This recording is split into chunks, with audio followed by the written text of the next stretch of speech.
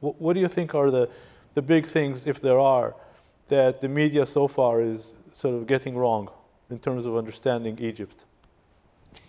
Well, everybody's surprised, including the revolutionaries. And I met with them, I interviewed some of them, and they never expected the kind of success they achieved, that in 18 days, they succeeded to overthrow the president, at least, and the top echelon of the regime.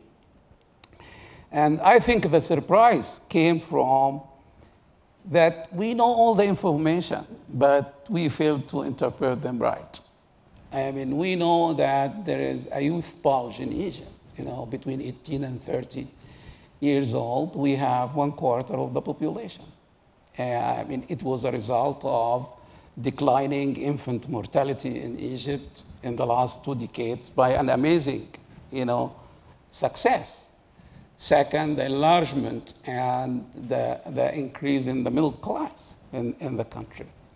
And the revolution in the media in Egypt. I know the image, there is no media and the media is controlled. It was not true. Actually, a complete delegitimization of the system happened by the media. And when I interviewed Mahmoud Mohiddin, who was a minister of the cabinet during the last cabinet of Egypt, if you tell me what was the single most important factor who overthrew the regime, he said, the media. The media delegitimized the system.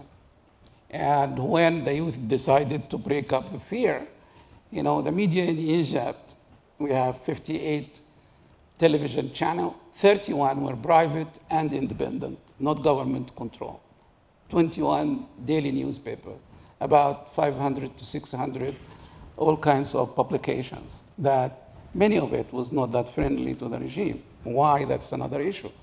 But the delegitimization and then the failure of the regime itself to absorb these developments then made the fall very easy in many ways. I mean, we didn't have any what happened in Iraq or Iran or Libya. The state stayed. Solid and relatively strong and capable of dialoguing and negotiating with the revolutionary groups.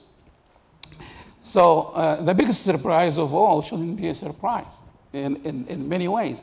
We know as political scientists or people who study the thing with the existence, we wrote about it, but we thought that it will be only a big protest. By the way, I asked Omar Suleiman, who was the head of intelligence, how come you didn't know what's happening? He said, we know.